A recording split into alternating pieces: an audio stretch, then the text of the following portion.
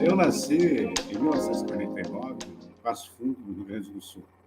Uma cidade média do interior do Rio Grande do Sul, uma cidade, hoje em dia, uma cidade universitária, tem um bom centro, mas na época era, evidentemente, bem mais limitado, né? Muitos anos se passaram. Com 1 ano de idade, meus pais se mudaram para o interior do Paraná. Guarapuava fica a 200, atualmente 260 quilômetros de Curitiba, e fica no centro-sul do estado, mas na época ela era chamada capital do Oeste, porque a oeste de Guarapuava não havia praticamente nada. Então, era o limite da civilização, por assim dizer.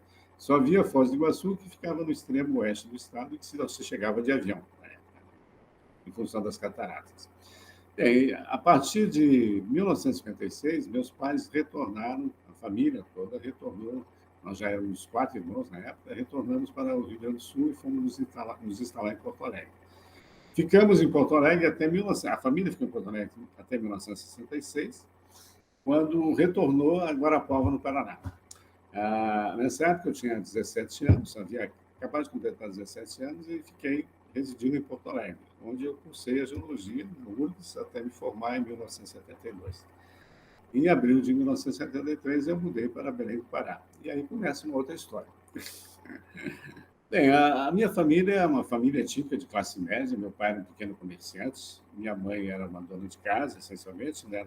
Nós éramos 8 irmãos, somos 8 irmãos, felizmente, né? 4 homens e 4 mulheres. Então, minha mãe tinha enormemente com o que se divertir, além de ajudar meu pai no comércio, na realidade, tinha 8 filhos para cuidar. E meu avô, por parte paterna, tinha tido boas posses durante um bom período. Não sei se os filhos não souberam aproveitar bem isso, o quê, mas o fato é que todos os filhos se tornaram pequenos comerciantes, de modo geral, assim, não tiveram assim, uma grande facilidade econômica. Né? E a gente, naturalmente, vivendo uma família de classe média com 8 filhos, não era assim, digamos assim, aquele mar de rosas do ponto de vista da economia. Mas a gente nunca passou necessidade nenhuma, nunca teve problemas prementes, né? Então, a gente vivia num equilíbrio razoável de classe média. Meus pais não fizeram curso universitário, mas tinham uma boa formação, estudaram, tinham curso secundário, e, digamos, aquilo que era oferecido na época na cidade do interior, eles tiveram acesso. Então, tinham um bom nível cultural, nos estimulavam. Do lado da família da minha mãe, vários irmãos tinham tido carreira universitária, tinham formado na universidade. Né? Então, a gente tinha um ambiente estimulante, na realidade. Né? Então, quando a gente chegou em Porto Alegre, em 1956, eu tinha 6 anos, completar 7 anos na época, a gente foi morar no bairro Santana, que é um bairro residencial de Porto Alegre, meio relativamente próximo do centro da cidade, né?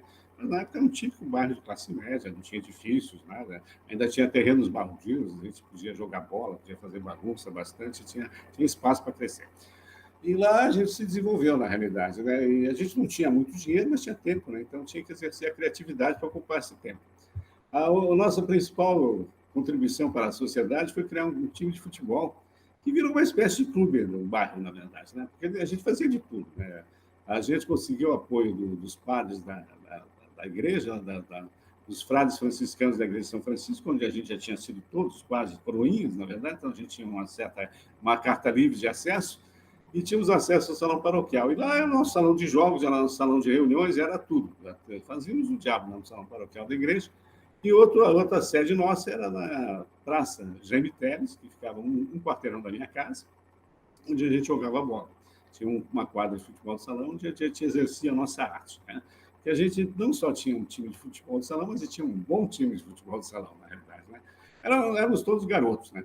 Então, de 13 até os 17 anos, a vida girou em torno do time de futebol.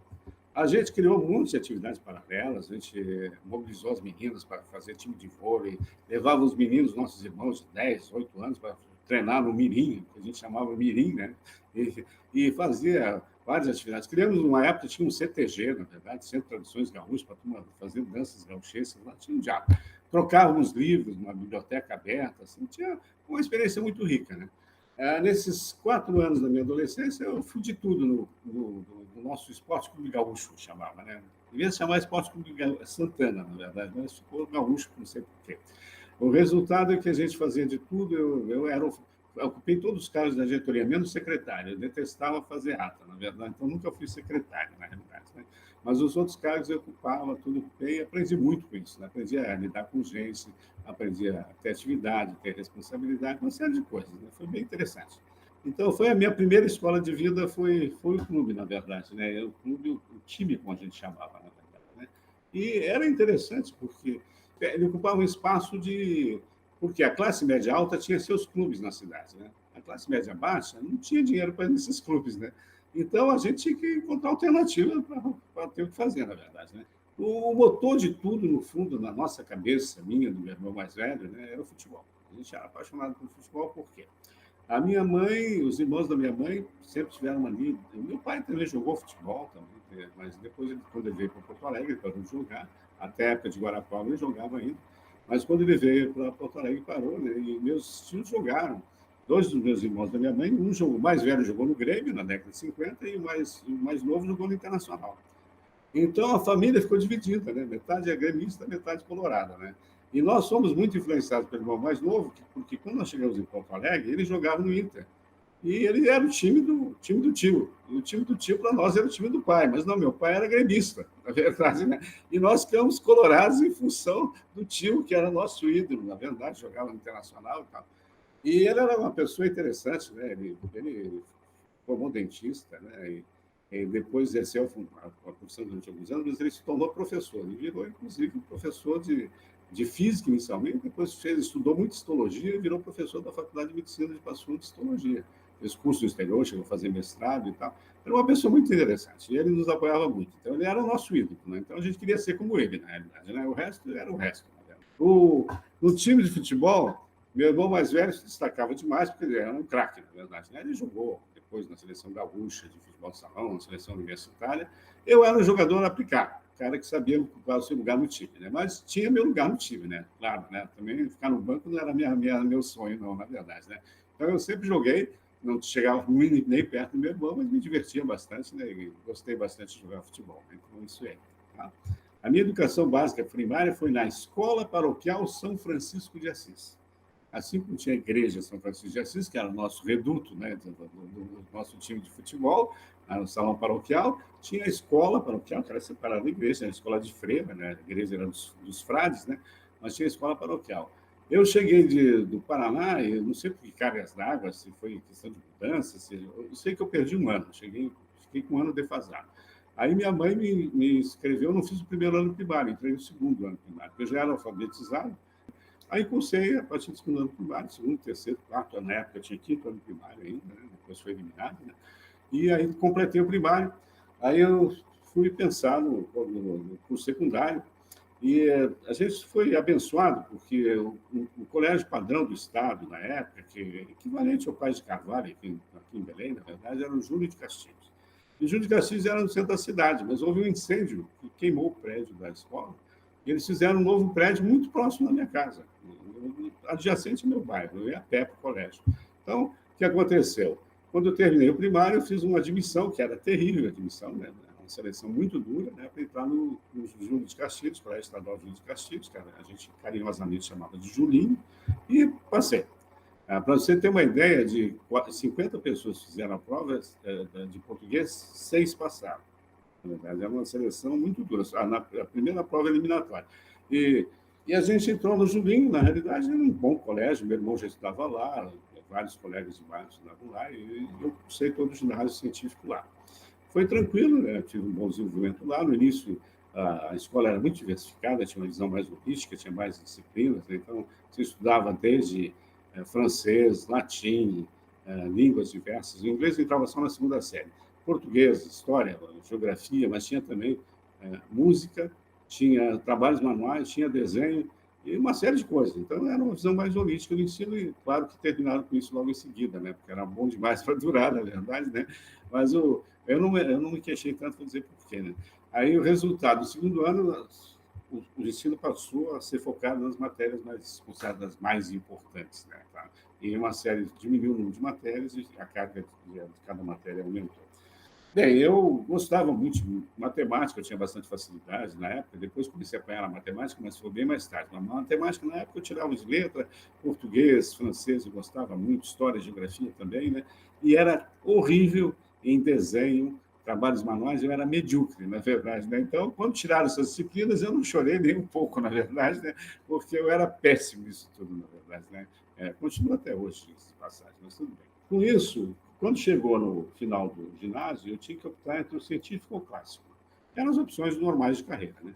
O clássico era meio ciências humanas, né? Era direito, ciências humanas de letras e tudo mais. Né? Não parecia assim, oferecer grandes oportunidades. O direito não me atraía de jeito nenhum, né? Nunca pensei nisso. Né?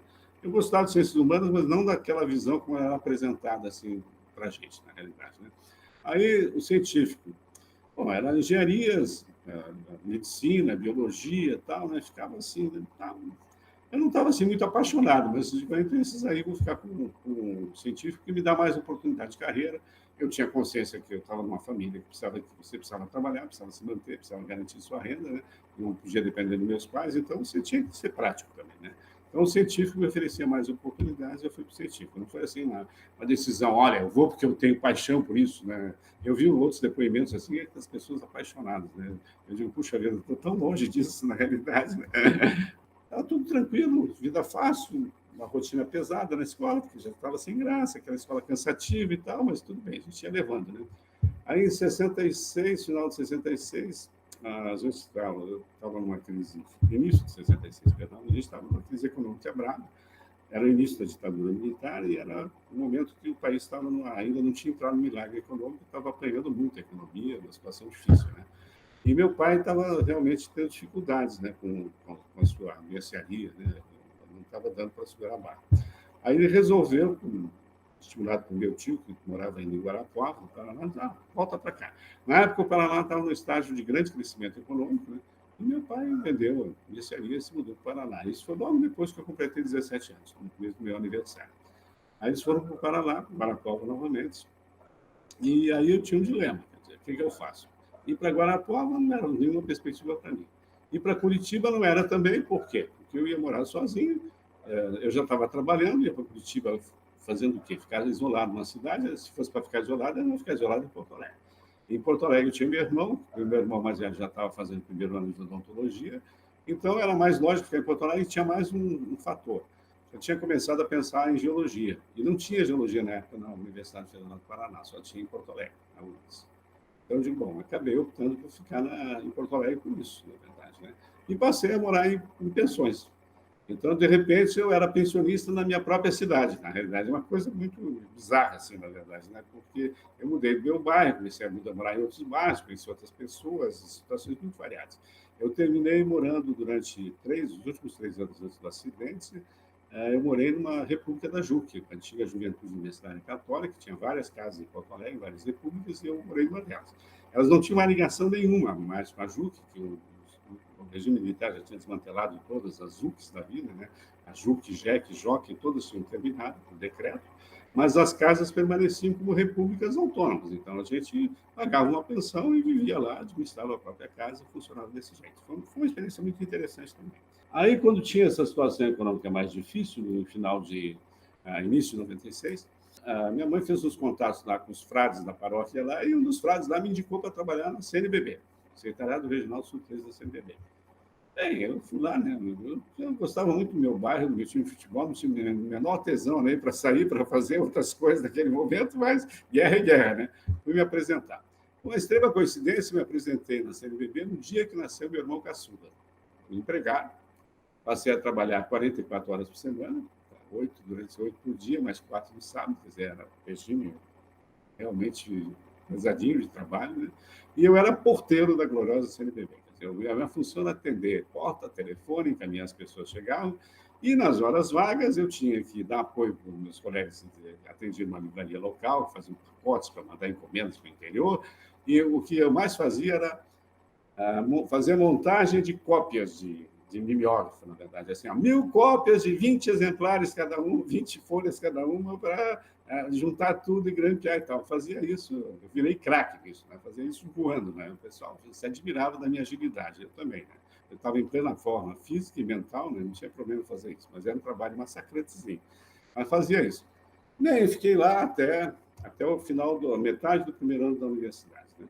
Então, mas foi uma experiência muito rica, na verdade, porque o fato de você trabalhar ganhando salário mínimo, você aprende muita coisa, na verdade. Né? Você aprende, você não deixa, começa a adquirir consciência social. Eu tinha um regime muito duro, né? Eu tinha que levantar de manhã cedo, pegar ônibus, ir para o trabalho, fazia ainda um trecho a pé, voltava para almoçar em casa, porque se eu fosse pagar o almoço era muito caro, voltava para almoçar em casa, voltava para o trabalho, vinha no final da tarde para casa de novo e depois eu ia à noite para o colégio, na realidade. Né? E de manhã começava a guerra de novo, né? Sábado também. Isso era bem desgastante fisicamente, cansativo, né? Mas a gente tinha bastante saúde e energia, dava para levar. Mas eu acho que foi muito, eu desenvolvi muito minha consciência social nesse período, né? Porque você fica imaginando, já pensou um pai de família ganhando o que eu ganho e, e tendo que enfrentar isso tudo na realidade, né? Quer dizer, é uma coisa interessante. Então, embora eu não tivesse vivência política, nesse momento eu acho que eu comecei a adquirir alguma consciência política e social que foram importantes para a minha vida. A ditadura estava muito forte, né?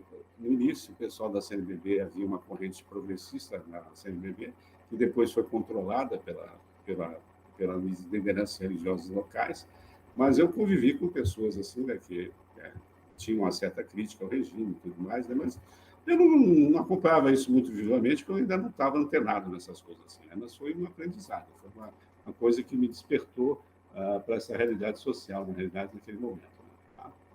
Ah, bem, aí, quando eu tinha uns 13 anos, mais ou menos, né, a minha mãe sempre se preocupava assim, com o nosso futuro, a nossa perspectiva, ela estava sempre assim, fazendo a gente pensar, né, estimulando a gente para crescer. O pai não ficava mais na dele, assim, mais tranquilo, não interferia muito nas coisas. Mas o arauto da minha mãe não era ela, era meu tio, né, o nosso ídolo, né, que ela falava com ele, aí quando ele nos visitava, porque na época ele já morava em Passo Fundo, no interior do Rio Grande do Sul, onde eu nasci, ele vinha a Porto Alegre, daí eu vinha lá, e aí, o que vocês estão pensando em fazer da vida? Tipo, 13 anos, não quero fazer nada da vida, quero só viver, já está bom demais, né? Mas a gente não dizia isso para ele, claro, era nosso ídolo, né? A gente ouvia muito atentamente e se colocava a pensar, o que eu devo fazer da minha vida? Na época, eu ajudava umas colegas das minhas irmãs, que eram vizinhas, assim, né? Tinham dificuldades escolar, aí chegava a época de prova, fim de ano, me chamavam lá para ajudar, eu ia lá, né? Na época eu nem dava bola para a mulher, né? Só pensava em futebol, né? Mas eu ia lá pela história, gente. Tá uma força, tá legal, um bom convívio, legal. Aí eu ficava trabalhando com as meninas e o pessoal dizia que eu levava jeito para ser professor. Todo mundo, não, ajuda muito, mas legal, não sei o que. Aí eu falei para o meu tio, vou ser professor. Tá aí, né? Achei alguma coisa. Né? Aí eu senti que não convenceu assim, né? Professor, olha, se você quiser ser professor, você tem que ser primeiro alguma coisa, para depois se tornar um professor daquela coisa, etc. E tal. Eu digo, ixi, voltei a estaca zero, né? Não deu nada certo do que eu estava pensando. E aí, eu comecei a repensar as coisas assim, né? Sem muita agonia também, né? Porque isso não era uma coisa, não era uma pressão, era um estímulo à reflexão. Aí, na época, eu tinha um professor de história, o Julinho, que era muito fraco como professor, diga-se de passagem, mas ele era muito imaginoso. Ele inventava umas histórias de perda de recursos minerais no Brasil, dizer que o Brasil jogava seus recursos, desperdiçava todos os seus recursos, que nada era aproveitado, etc. e tal, e que o Brasil precisava de geólogos, geólogos era fundamental para o desenvolvimento do país e tal. E aí eu acabei ficando com aquela ideia, geólogo e tal. Aí o meu pai sempre foi um apaixonado pela natureza e ele adorava a agricultura, meu pai tinha isso. Então, para ele, o comércio era uma coisa pesada, assim, uma coisa que ele fazia por necessidade, para sustentar a família, mas não dava prazer para ele. E ele influenciou aquilo com a gente passou aquilo, na realidade, né? Aquela história da natureza, daquele contato, assim, aquilo, aí a geologia, quem sabe, né? Quem sabe estudar samba, na verdade, né? Como o Julinho era o único colégio que tinha turma específica para vestibular de geologia, que na época os vestibulares eram por faculdades, cada uma tinha o seu vestibular. Eu tinha um motivo forte para aproveitar esse espaço para estudar lá. Então, eu fiz um terceiro científico voltado para a geologia. Terceiro científico noturno voltado para a geologia. E, inclusive, tinha um professor do Juninho que era professor da faculdade, né? Sorri Paul. Ele era da História Natural, mas dava aula também da geologia. Quando eu penso nas alternativas, na verdade, na época, eu pensava em engenharia, medicina, biologia, essas coisas não ia comigo, não tinha a menor assim, atração por isso, nunca passou na minha cabeça. Minha mãe dizia assim, Meus filhos, eu não quero influenciar vocês, mas eu gostaria de ter um filho médico. A gente ria e dizia para ela, pois é, mãe, mas não vai ser eu, na verdade, tem que ser outro. O meu irmão foi dentista, podia até ter tentado medicina, mas sei lá. O resultado é que medicina, biologia, essas áreas não, aí engenharia, quando eu pensava, engenharia só me aterrorizava, pensava que tinha que desenhar. Eu digo, engenheiro tem que desenhar. Então, estou fora, isso aí para mim não vai funcionar nunca, na verdade.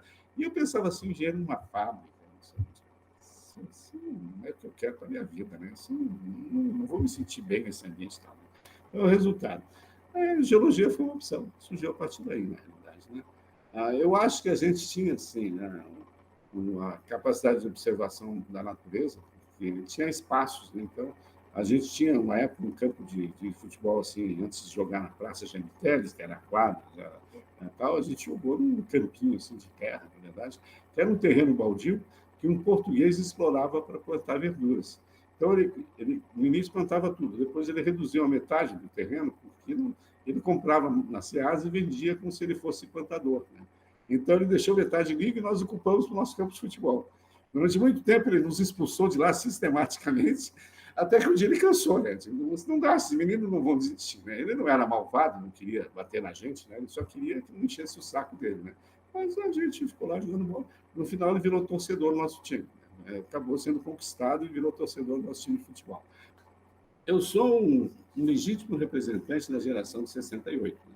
Eu ingressei na faculdade em 68 e tinha 18 anos. Então, quando você tem 18 anos em 68, né? Isso tem uma marca, né? Queira ou não queira, né? O mundo estava pegando fogo, né? O mundo estava virando de perna para o ar e o Brasil estava numa pressão terrível da ditadura. Foi o ano de implantação do ato institucional número 5, né? O governo militar se instalou um período em Porto Alegre para governar, o Costa e Silva. Foi um momento muito duro, né? Então, a pressão assim era muito viva, assim, a gente sentia isso, né? A gente se sentia vigiado na universidade e não era neura, não, tinha gente vigiando mesmo as pessoas, na verdade. Né? Então, era um clima pesado. E, apesar disso tudo, a gente estudava, vivia, fazia as coisas que tinha que fazer e ia levando, na realidade. Né? Não foi assim um período assim maravilhoso, porque era um período duro nesse sentido. Né? O curso de Geologia era um curso interessante, na verdade, ele era um curso mais clássico, montado assim, uma visão mais naturalista. Acho que você, como físico, você entende bem o que eu quero dizer com isso. Né? Era uma visão mais naturalista, né? Que não dava tanto peso para as ciências exatas mais pesadas, mas era uma realidade. Né? E a parte também laboratorial experimental era limitada.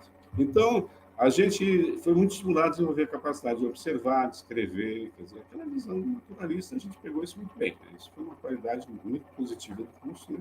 A gente fazia isso, teve a chance de aprender isso com rigor. E ficou devendo em outras áreas, na verdade. Né? Bom, as oportunidades de trabalho eram limitadas, a iniciação científica era muito pouco. Na época, lá só tinha um curso de pós-graduação em paleontologia, que não era a minha paixão, tá certo? Porque a paleontologia se aproximava muito da biologia e tal, aquilo já tinha muito desenho também, tinha que desenhar muito fóssil, isso já me deixava de cabelo em pé. Aí eu digo, não, essa coisa aí não dá. Terminei no terceiro ano conseguindo um estágio com um professor muito formoso da área de geoquímica, né? E foi interessante. E eu, por extrema coincidência, ele me pediu para fazer um estudo de minerais pesados de um projeto da Sudã no Tapajós. A gente não tinha as técnicas ideais para fazer esse tipo de trabalho, mas eu aprendi bastante coisa, pelo menos mexi. Foi para quem está nesse estágio foi interessante. Né? Tá? E foi isso, na realidade, isso foi em 1970, né? Aí o que aconteceu? Aí, novamente, a minha veia futebolística vai se influenciar. Eu fui, eu fui secretário de esportes do Centro Acadêmico de Geologia, o CAEGEL, que a gente chamava, né? Fui secretário de esportes do Centro Acadêmico. Montei um time de futebol de salão, um time de futebol, e a gente fazia frente lá às outras seleções universitárias e tal, se divertiu bastante, na realidade, né? E brincamos um bocado, né? E foi assim.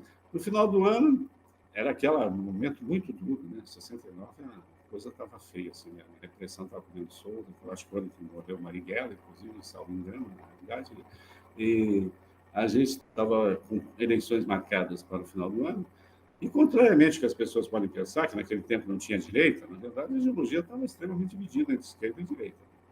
E, na realidade, me pediram para para mim concorrer para presidente do centro acadêmico, não que eu fosse a melhor opção, porque eu ainda não tinha muita maturidade política, né? Aliás, eu acho que eu nunca tive muita maturidade política, mas, na realidade, porque, bom, eu era representante do segundo ano, eu era o cara da bola, do futebol, quer dizer, então eu devia captar bom número de votos, acho que isso pesou bastante.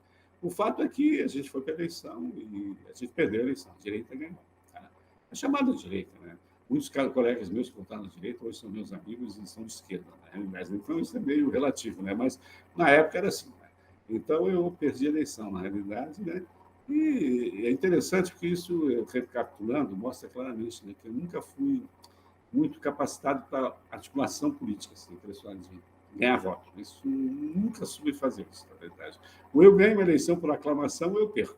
Se for, se for aquela eleição de conchavo, de falar com as pessoas, isso não funciona comigo, não sei fazer isso direito. Então, embora eu tenha uma visão política, eu não sou o que eu chamo um ser político. Eu me lembro na universidade, eu refletia muito sobre isso. Eu estou no meio de seres políticos e eu não sou um ser político. Então, o meu futuro aqui é limitado por razões óbvias, na verdade. Né? Então, isso foi interessante. Isso foi a minha primeira experiência. Né? Os colegas que ganharam a eleição, na verdade, no ano seguinte, claro, o Teixeira, o centro acadêmico, tinha sido candidato, tinha perdido a eleição, não tinha mais que botar o rabo no meio das pernas e cuidar da minha vida. Né? E assumiu, né, na diretoria, e um colega que jogava no time de futebol de salão que eu tinha montado na escola, assumiu a secretaria, o secretário de esporte do centro acadêmico. E aí um dia ele me chamou para conversar. Ele vai me dizer, olha, sinto muito, tal, né, mas o time vai mudar, né? Provavelmente é isso que ele vai me dizer. Não, ele me chamou para dizer o seguinte, olha, Dalanha, me chamava Dalanha, Dalanha é um Dalanha. Dalanha, é o seguinte, a política mudou, você está sabendo, né? Claro, tinha que saber, né? Mas o time continua o mesmo. O time não vai mudar, o time continua o mesmo. Então, foi, eu acho, uma das maiores manifestações que eu vi de afirmação da competência e do mérito. Claro que eu sou suspeito para falar, porque, no caso, eu estava envolvido na avaliação de mérito, né? Mas foi incrível, porque o time continuou o mesmo time no ano seguinte, apesar da mudança política radical, entre aspas. Eu achei que foi uma boa lição de vida. No final dos anos 70, então, eu tinha concluído o terceiro ano do curso de Geologia, já tinha acontecido essas coisas que eu falei para vocês, e eu estava acomodado lá, e no final do ano eu fui convidado para participar de um time universitário que iria representar uma praia do Rio Grande do Sul no campeonato de praias. Todo verão no Rio Grande do Sul tem campeonato de futebol de praia, e as praias vão seu time lá. Aquele ano, não sei porque Carlos d'Água lá, alguém convidou a seleção universitária para representar uma das praias. E aí me chamaram para participar dos treinamentos. Eu não ficava muito à vontade de futebol de praia, porque futebol de areia não era minha praia. Eu jogava futebol de salão. Então, futebol de salão e futebol de praia são duas coisas assim que não conversam muito bem. Mas tá, comecei a treinar, era bola era, eu sempre tinha prioridade, né? Estava treinando, aí isso era dezembro, né? Aquele calor, aquela coisa toda, tá, vamos ver o que a gente faz. Tá. Veio um convite, chegou uma notícia na faculdade que eu tinha sido selecionado para um estágio em janeiro, fevereiro, na Petrobras, em Ponta Grossa, no Paraná. Aí eu fiquei pensando, futebol, o estágio e tal. Mas eu digo, bom, futebol de areia não tem futuro, né? Futebol de areia, para mim, não dá tesão, não é minha praia tal, apesar de ser futebol de praia. Aí o estágio, então, eu também não ficava assim com muito interesse no estágio, porque era do lado de casa, assim, né? Ponta Grossa e Guarapuava, duas cidades próximas, assim. Tinha a impressão que se fosse, olha, você vai lá para Manaus, vai lá para, sei lá, Roraima, eu ia na hora, correndo, na verdade. Mas como era assim, coisa que parecia Manaus, eu não fiquei tão entusiasmado. Mas acabei aceitando o estágio e fui para lá. Aí passei o Natal em Guarapuava com a família, no início de janeiro me apresentei em Ponta Grossa para o estágio. Não, tudo bem. Tive a feliz notícia de que o colega que tinha sido previsto para o estágio foi substituído por um outro colega que era meu amigo, Carlos Alberto Montinopes, que era o melhor aluno da turma, que era meu grande amigo, uma pessoa muito especial, na realidade. Pô, eu digo, puxa vida, vou fazer o estágio com o Montinopes, isso, um monte, como a gente chama, vamos fazer o estágio com um monte, que legal. Valeu a pena. Aí tá, começamos o estágio lá, primeira semana, né? Aí a gente tentando ajudar os jovens geólogos lá da Petrobras, alguns inclusive formados lá no Rio Grande do Sul, que a gente conhecia de nome, mas que não tinha convivido com eles. Aí tal, o Monte sabia tudo, né? Ele era brilhante, assim, né? Então, tudo que perguntavam para a gente, ele para fazer lá, ia lá, sabia. Eu nunca mais. Como é que você lembra dessas coisas todas? Não, isso aqui a gente viu no primeiro ano, naquela aula prática, não sei de onde. Eu não lembrava metade das coisas, na verdade, né? E aí ele que me ensinava como é que eu tinha que fazer, tal, tal. E assim foi o nosso primeiro ano nossa primeira semana de estágio, assim. E toda semana estava chovendo em Ponta Grossa, verão chove bastante por lá, na verdade, né? Mas na sexta-feira, o tempo abriu, a gente tinha descoberto ali semana que tinha um campinho de futebol maravilhoso nos fundos da Petrobras, assim, né? Um campo de futebol society, 7 contra 7, assim, né? Mas gramadinho, marcadinho, goleirinha, rede, tudo aquela coisa, sonhos, né? Aí eu digo, bom, hoje vamos, a turma nos convidou para bater uma bola lá, digo, vamos lá, né? Aí eu me vinguei nas minhas incompetências geológicas, jogando muita bola, na verdade. Os caras da Petrobras ficaram impressionados. Eles queriam dizer assim, até quando vocês ficam aqui? Nós temos que marcar que revanche com aquele time que a gente não ganha nunca. Não vamos botar esses guris para jogar com a gente, que a gente vai ganhar deles. Então, eles estavam entusiasmadíssimos. Né? É legal, a gente ficou contente. Foi uma partida memorável, né? Tá certo? Uma peladinha memorável. A gente soube naquela sexta-feira que ia ter uma viagem de campo, na segunda seguinte. O pessoal informou que eu tinha sido escolhido para viajar com o geólogo que é para o campo. O geólogo que a gente já tinha conhecido durante o estágio, né? Ela tinha jogado bola com a gente também. Eu fiquei assim, né? Porque tipo, normalmente o pessoal deveria levar um monte, né? Porque ele é bem melhor do que eu, na verdade, né? Mas aí eu soube depois, correu os bisus que eles me escolheram porque souberam que eu bebia mais cerveja do que um monte, né? Então, esse foi o critério de seleção extraoficial. Aí, resultado, segunda-feira de manhã, viajamos para o campo, né? Eu e o geólogo, né? Aqueles Jeep Willys antigos, você talvez lembre, não sei, não é da tua idade, da tua geração, aqueles Jeeps, né? Capota de lona, na verdade, porta de lona, não tinha cinto de segurança, não tinha encosto, não tinha assento traseiro, era banco de ferro, coisa feita na guerra, na verdade, daí circulava. Né? O Petrobras usava esses Jeeps. Né? Então, viajamos, eu e ele, para Santa Catarina, íamos ficar em Bom Retiro do Sul, em Santa Catarina, e era o final da tarde já, a viagem não era uma viagem confortável, porque as estradas eram muito ruins, a maioria das estradas na época não eram asfaltadas, então, longos trechos de terra, mas não tinha problema, não tinha pressa, a gente estava tranquilo. Estávamos chegando, faltava acho que uma hora para chegar em Bom Retiro, talvez em torno disso, né? Era entardecer assim. Aí numa curva lá, resolvemos bater num caminhão, na verdade, né? Não era, sabe, aquele acidente improvável, você está andando 100 quilômetros numa estrada, não passa nenhum carro, de repente você vira numa curva, dá de cara com um caminhão no meio da estrada, os dois andando no meio da estrada. É o que eu chamo de acidente, né? Claro, mas hoje em dia, depois de ouvir tanta coisa sobre segurança na Vale, né, a gente fica pensando, quer dizer, acidentes sempre podem ser evitados, na verdade, né? Mas o fato é que eu sempre vi aqui como um acidente. Não tinha cinto de segurança, né? Quando o Jeep bateu no caminhão, eu fui arremessado para frente e, quando bate, né, dá um choque de recuo, na verdade. Isso aí afeta a coluna, na verdade. Então, eu tive uma lesão muito alta na coluna, né? Quinta, sexta cervical, primeira torácica, com compressão da medula. Aí começou aquela novela, né? Fui transportado em condições precárias, primeiro no local, depois para Alfredo Wagner, que é um município onde houve acidente, daí para Bom Retiro, de Bom Retiro para Lages. Finalmente, em Lages, colocaram um tratamento não adequado também, fizeram uma tração, na época não era indicado no caso, porque os médicos nos falaram depois, e acabaram me levando de avião para Curitiba. Né? Aí meus pais já tinham chegado lá em Lages, aí fomos de avião, eu, minha mãe e o médico, para Curitiba. Aliás, o médico era até o piloto, no caso.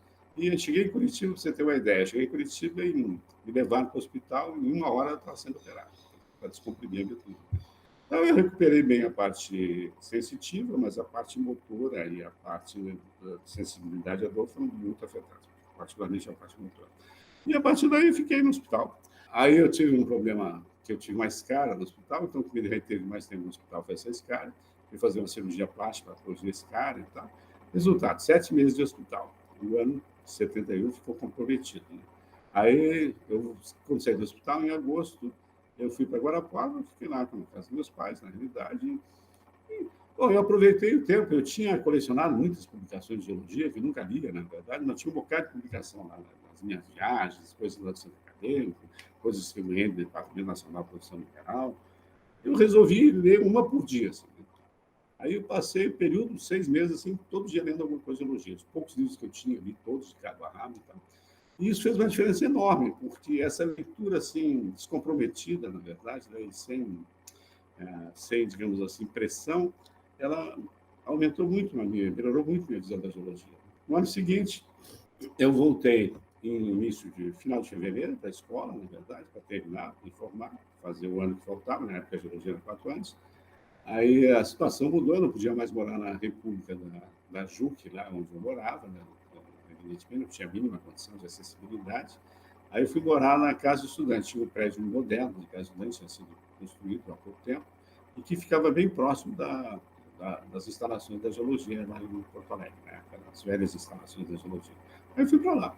Aí eu fiquei dividindo um quarto da República, lá da Estudante, com um colega meu, Valdir Veronese, muito meu amigo, que me deu um apoio enorme nesse ano que eu passei lá. E aí passei o ano lá. Foi um ano complicado, né? Porque não era fácil, né?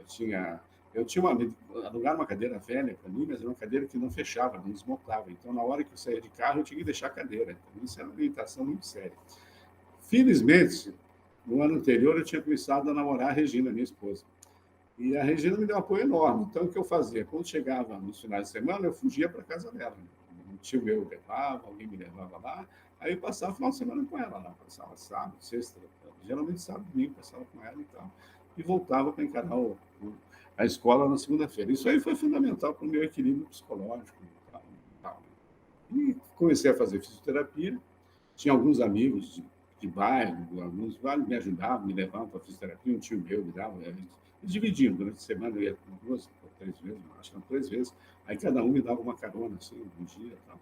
E a coisa funcionava. Uma colega também de turma me dava carona e tal. E assim eu fui. Passei o ano. Foi um ano complicado, na verdade, né? Mas, digamos assim, foi fundamental, né? Porque, digamos, depois disso aí, eu tinha enfrentado uma série de situações e, dali para frente, né? Não era muito fácil achar alguma coisa que me deixasse muito arrepiado, na verdade, né? Pô, tá certo? Eu tinha já adquirido uma casca grossa, assim, bem razoável, na verdade. Quando eu analiso a situação, né? Quer dizer, eu não acho que a paralisia tenha mudado tão radicalmente a minha vida, na verdade, né? Mas, sem ser hipócrita, na verdade, para não ser hipócrita, né? Eu lamentei profundamente nunca mais ter podido jogar futebol, na verdade. Isso eu não perdoo para a paralisia, de jeito nenhum. O resto dá para negociar. Mas o fato de não ter podido mais jogar futebol foi uma puta sacanagem, tá certo? Eu não achei legal isso, tá? Uma vez formado, né, concluí a escola no final de 72, né, eu tinha perdido um ano por causa do acidente, né, então acabei formando em 5 anos, né, início de 72 eu estava lá disponível, né, eu tinha um bom currículo, eu era competitivo no mercado de trabalho, em princípio, né, mas era paralítico, né, teoricamente, geólogo paralítico não é assim o ser uma ideal para quem quer contratar alguém, né, que precisa fazer campo, etc. E tal. Aí a primeira oportunidade de trabalho que apareceu foi a Petrobras. Petrobras foi lá, mandou 2 geólogos da Petrobras lá fazer uma seleção lá na nossa escola. Aí eles fizeram entrevistas, chamaram gente, etc. Examinaram currículos, fizeram psicotécnico e tal. Selecionaram 10 pessoas, entre as quais eu estava. Eles ficaram estarrecidos de saber que eu tinha sofrido acidente na Petrobras. Eles não tinham a mínima ideia. Né? A Petrobras é gigantesco, né? Essas coisas, o pessoal prefere provavelmente não fazer muita divulgação. Tá bom, eu não tinha nenhuma mágoa com a Petrobras em si, né? Eles terminaram por pagar minha despesa hospitalar, que era o mínimo também que eles podiam fazer, cá entre nós, né? Mas pagaram, então foi tudo em paz. Eu não levantei nenhuma questão judicial, nunca, né? Não quis comprometer ninguém, não quis responsabilizar e acabar estourando nas costas do geólogo, que era motorista do Jeep, que não tinha nada a ver, provavelmente, na história. Quando veio a Petrobras fazer a seleção, eu falei, tá bem, vou fazer. Eu não tinha, assim, paixão pelo trabalho da Petrobras, né? Porque era muito fora daquilo que eu gostava de fazer, em princípio, de geologia, né? Hoje em dia, eu teria mais flexibilidade, porque tem muito espaço para você trabalhar nesse tipo de coisa, na verdade, né? Talvez até o SEMPS, mais tarde, teria sido uma oportunidade excelente para mim. Mas o resultado foi que fiz a seleção, eles chamaram 10 pessoas para fazer exame médico.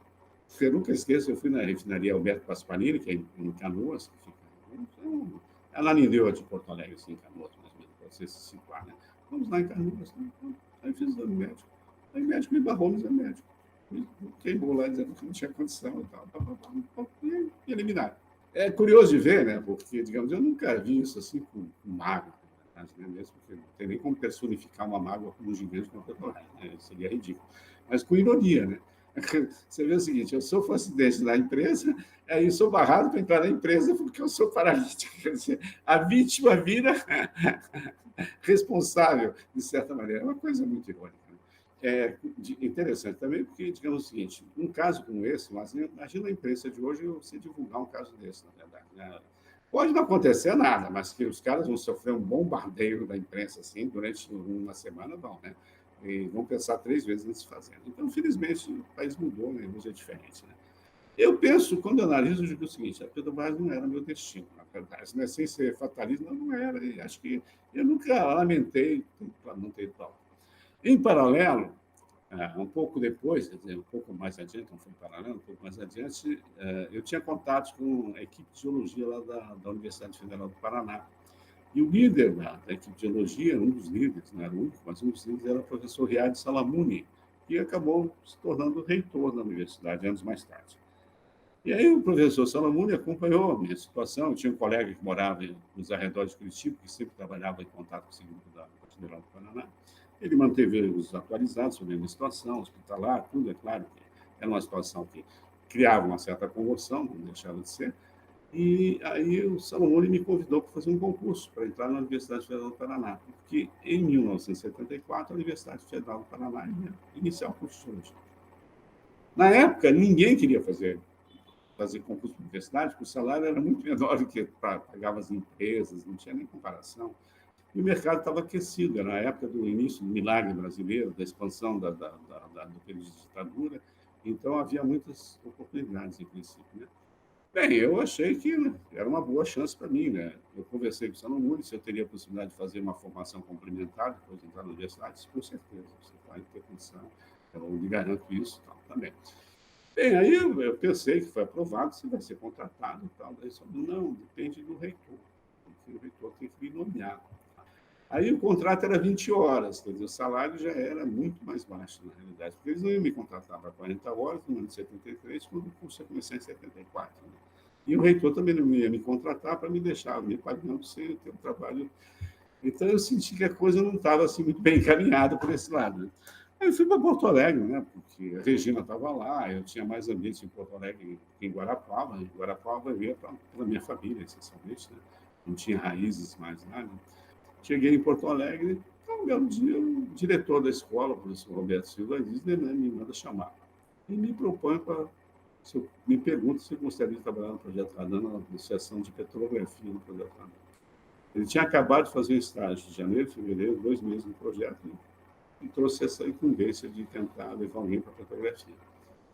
Bem, eu tinha uma boa experiência na petrografia, né, uma área que eu tinha trabalhado, tinha tido uma boa formação. Em novembro de 72, eu vim para Belém pela primeira vez para participar do Congresso Brasileiro de Geologia. Fui financiado por meus colegas e amigos, na verdade, que pagaram a passagem, tá, de ida e volta, vim para cá, me hospedaram, inclusive, assisti o Congresso Brasileiro de Geologia aqui, quer dizer, adorei Belém, na verdade, né? Então, eu estava super motivado, né? Super motivado para vir. E o salário que o Radam me oferecia era 4 vezes o salário inicial da universidade. Eu nem hesitei, né? Eu liguei para o professor Salomão, expliquei a situação, eu preciso de trabalho, não há garantia de quando o reitor vai poder me nomear, etc. E eu sou obrigado a buscar uma alternativa. Né? Não, entendo perfeitamente, né? Entendo a sua decisão, respeitou minha decisão. Anos mais tarde, ele chegou a me convidar para ir para a Universidade Federal do Pará, quando eu já estava aqui em Belém, muito na Federal do Pará. Então, foi uma coisa clara, assim, transparente. Tal. E aí, em abril de 73, eu desembarco em Belém do Pará. E aí, azar de vocês, amazônicas, que tiveram que me suportar desde então. Né? A Dan tinha um convênio com o antigo com o IDESP, né? O IDESP, na verdade, na Avenida Nazaré. Eu começo a exercer minhas atividades lá no IDESP, não havia microscópio disponível na época no Radan para mim fazer minhas inscrições petrográficas. Né? Então, eu fiquei usando o microscópio que tinha no IDESP, que não era ruim o microscópio, mas ele estava totalmente fungado, totalmente fora de condições ideais de manutenção, então era meio chatinho de trabalhar com ele. Mas guerra é guerra, né? Eu já tinha passado por coisas piores, não foi isso, não era isso que ia me assustar, na verdade. Né? Aí fiquei um ano trabalhando no IDESP, em 74 eu passei, o Radam montou no setor de petrografia, um espaço, pelo menos, né? Porque o espaço era muito limitado, era uma casa alugada, fizemos um pequeno espaço para o laboratório de petrografia. e compraram novos microscópios. E com isso a gente ficou, então, em condição de trabalhar lá. Daí eu fui. Chegando no radão, o que mais me impressionou tinha uma espécie de auditório, não era uma sala grande no fundo assim, mas tinha toda a parede assim revestida com mosaico em torno da ilha de Marajó, assim, mostrando toda essa parte aqui da foz do Amazonas, assim, né? Eu achava aquilo impressionante, né? Eu achava belíssimo aquelas imagens, porque era a primeira vez que se tinha imagem da Amazônia toda. Você enxergava a Amazônia de alto, assim, limpa, imagens nítidas, claras, né? Era uma coisa assim legal demais. Aí você vê os rios, vê os meandros, vê tudo assim, né? Era muito, muito, muito legal. Eu ficava horas assim, horas não exagero, mas minutos olhando, né, essas imagens lá do nada. E a gente tinha o privilégio de poder ter acesso a qualquer imagem da Amazônia, né? Você precisava de uma imagem, lá pedia, você tinha acesso. Tinha que ter cuidado com as razões de segurança, né? Não podia levar para casa, não podia, mas podia usar lá e tal.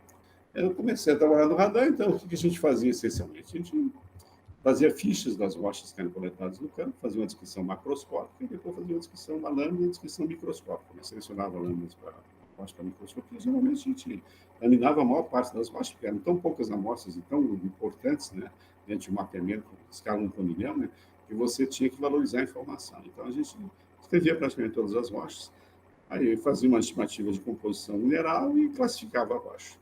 Depois, no final, a gente trabalhava em folhas milionésima, a gente integrava todas as informações e fazia um relatório de petrografia para apoiar o relatório da geologia daquela folha. Então, esse era o nosso trabalho. Né? Então, ao cabo de 4 anos no radar, eu peguei muita experiência em petrografia, né? Estava muito bom assim, em descrição de rocha, estimativa de composição de mineral, essas coisas todas. Assim. E também adquiri uma visão regional de geologia da Amazônia bem razoável. Né? Na época se conhecia muito pouco sobre a geologia da Amazônia, mas o que se conhecia eu tive praticamente acesso, eu tive boas oportunidades. Né? Então foi uma experiência muito rica. Assim, né? Só que depois de 4 anos, o dia inteiro escrevendo rocha, você começa a dar no saco, na verdade. Né? Quer dizer, é legal, mas está. E outra coisa, né? Quer dizer, eu percebia claramente que eu estava aprendendo a descrever, a classificar. É a visão do naturalista. Né? Mas e os processos? Como é que as rochas se formam de fato? Aí ficava devendo, né? Quer dizer, não tinha uma visão clara disso, né? Não estava assim no meu horizonte, né? Aí começou a vir aquela inquietude, né? Eu digo, não, tem que mudar isso aí. Quer dizer, era o petrógrafo querendo virar petrólogo, na verdade, né? Precisava dar um salto de qualidade nisso aí, na realidade. Então, eu comecei a buscar a possibilidade de conseguir uma bolsa de estudos, né? Para fazer doutorado fora. Então, durante os 4 anos, eu publiquei vários artigos, né? Inclusive um deles foi em 75, foi sobre um granito Rapakive Surucucu. Isso é uma suíte, uma associação granítica com vários copos que fica exatamente na fronteira de Roraima com a Venezuela, na terra dos índios Yanomami. Né? Eu tive a oportunidade, que eu dei apoio para o mapeamento da Folha Roraima, na pedografia. O pessoal descobriu esses granitos e eu comecei a estudar isso, né? Me interessei. E aí apareceu essas texturas particulares, que a gente chama de rapakive, né? Que é um termo finlandês, e depois isso marcou bastante minha carreira no futuro, vou falar um pouco mais sobre isso mais adiante, né? E eu comecei a estudar esse granito, e foi um trabalho que a gente publicou em 1975 no Simpósio de Geologia Intermianas em Belém. Eu apresentei e publicamos esse trabalho no volume dos anais. Na época, a maioria dos artigos eram publicados em anais, né? Muito pouca publicação científica que a gente tinha, as que tinha a gente não conseguia publicar, não tinha acesso, ele tinha muita dificuldade. Então, foi uma coisa que marcou, foi importante. Né? Eu, na busca de bolsa, eu tive várias negativas, né? Tentei uma bolsa na Alemanha, a primeira bolsa na França, foram negadas. Aí, em 77, eu busquei, no final de 76, não me engano, mas eu sei que eu busquei bolsa do CNPq e da França. E aí as duas foram aprovadas. Eu tinha que escolher uma ou outra, né? Acabei ficando com a bolsa do CNPq, porque tinha um pouquinho melhor que a da França, por que me pareça, era mais interessante. Aí fiquei com a bolsa do CNPq, e, bem, nesse meio tempo, um geólogo que me conheceu, o Jorge Alston, que trabalhava em convênio com o IDESP, me conheceu e soube que eu gostava de granitos, me interessava por granitos. Aí ele tinha estudado em Toulouse e tinha conhecido o meu futuro orientador, o professor Maurice Lelibre. Aí ele me colocou em contato com o professor Lelibre e, a partir daí, ele me deu apoio, me mandou uma carta com um plano de trabalho sumário assim, para fazer. Isso foi decisivo para mim ter a aprovação da Bolsa. Né? Então, quando eu comecei em 77, eu já tinha a Bolsa, já tinha orientador e tinha que juntar uns granitinhos para estudar lá na França para ver o que fazia disso, na verdade, né? Isso é outra história. Mas foi legal. Então, deu certo. Daí a gente então ficou com a vida mais ou menos organizada. Nesse meio tempo, né, em 73, quando eu vim para Belém, eu vim sozinho. Uns 2 meses depois, a Regina veio morar comigo. Então, a gente ficou morando juntos durante 3 anos. Em 76, quando tinha essa perspectiva de ir para a França, que eu estava batalhando bolsa, a gente resolveu casar, porque ela, se não fosse casada, ia ter problema para ela poder me acompanhar, então ia ser um problema. A Regina teve um papel decisivo na minha estabilidade emocional. Às vezes a pessoa pensa, não, o cara é paralítico e precisa de alguém para empurrar a cadeira dele. Isso não é tão necessário assim, na verdade. A pessoa pode viver independentemente do poder de voto sem muito problema. Agora, a cabeça é mais complicado. Se você não souber carregar a sua cabeça, você não vai em lugar nenhum, na verdade. Né? Então, eu acho que a Regina foi muito mais importante para mim em termos da estabilidade emocional, psicológica, do que propriamente na parte física. Eu acho que a presença...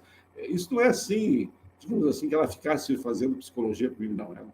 Mas é o dia a dia. A pessoa está do teu lado, a pessoa que vai te apoiar e tal, e que não complica as coisas, que simplifica, que não dramatiza. Né? Então, eu acho que uma das coisas positivas da minha relação com a paralisia é que eu nunca assumi o papel de vítima, né? Nunca recusei o papel de vítima. Aconteceu, tá, não adianta chorar. Agora, a Regina, ela era mais forte nisso ainda, né? Ela nem queria nem saber, né? Se eu fosse dar o que eu chamo de carteiraço paralítico com ela, não funcionava de jeito nenhum, na verdade, né? Ela não era sensível a isso de jeito nenhum, né? Então, é isso, na verdade, né? Eu acho que foi muito importante isso aí, né? E ela me ajudou muito em todo esse período aí, até o momento. Ela faleceu já no ano passado, na realidade, não, 2020, mas foi realmente muito rica essa relação. Então, a partir dos contatos com o professor Maurice Leguer, eu chego lá em Toulouse, no laboratório de geologia e petrologia da Rue 36 Ponts, em Toulouse, né, na verdade, né? E começo a trabalhar com ele lá. E era um laboratório interessante, porque são laboratórios clássicos, assim, né? Ainda era uma transição entre a visão do naturalista e a visão mais moderna, mas não era totalmente a visão moderna da geociência, na realidade. Né? E o meu professor marcava muito bem isso, porque ele tinha trabalhado, feito seu doutorado no Hogar, na Argélia, mapeando granitos em lombo de camelo, na realidade. Né? Então, você imagina, né? Não era Amazônia, mas, digamos, não era filezinho, não era pouca bronca, não, na realidade. Né?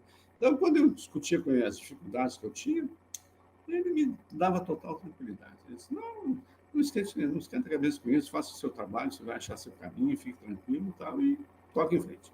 Eu ficava meio assim, perturbado um pouquinho, né? Você imagina, o granito, o pouco granito que eu tinha mais amostra, eu tinha 20 e poucas amostras, 25 amostras, né? Tinha colegas meus que eram do meu contemporâneo de doutorado, que num pouco granito similares tinham 600 amostras, tinham 200 análises químicas, né? Então era difícil de competir, assim, na realidade, o tipo de nível de informação e tal, né? E eu sempre ficava me perguntando, será que vai dar leite esse negócio aqui? Mas, felizmente, deu tudo certo. Ele me deu muito apoio, né, no desenvolvimento do doutorado. Era incrível, né, porque eu ficava no térreo do prédio, que era um prédio antigo, não tinha elevador, ele ficava no primeiro andar. Né, assim. Eu raramente fui no primeiro andar, porque tinha que me carregar lá para cima, isso aí em circunstâncias particulares.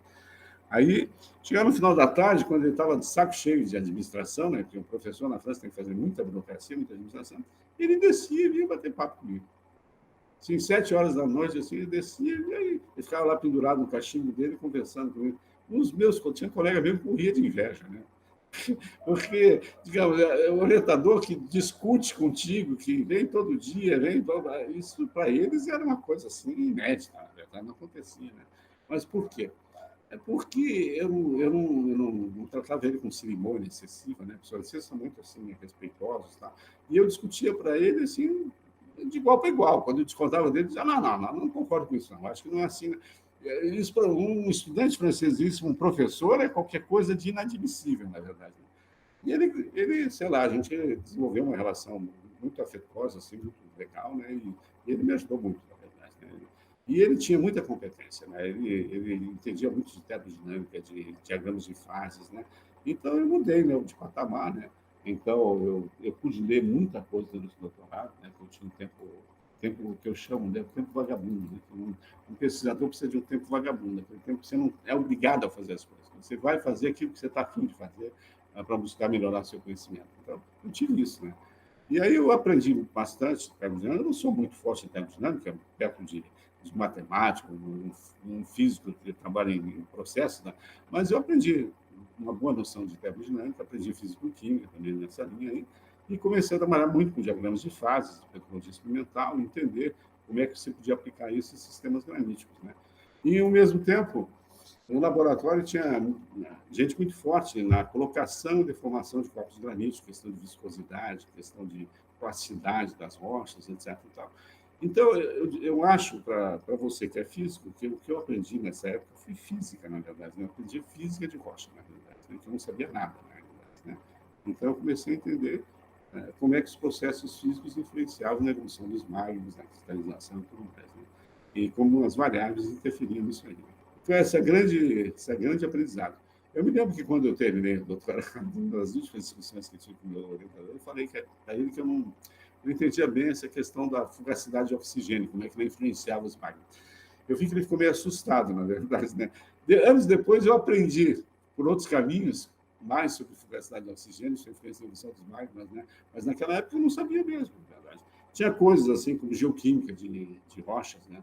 Que é uma coisa que hoje tem uma base bastante sólida, na época eu não tinha uma visão clara. Isso é legal para mostrar que você não termina o doutorado sabendo tudo, na verdade. Você teve uma etapa de crescimento e tem que continuar seu crescimento. Né?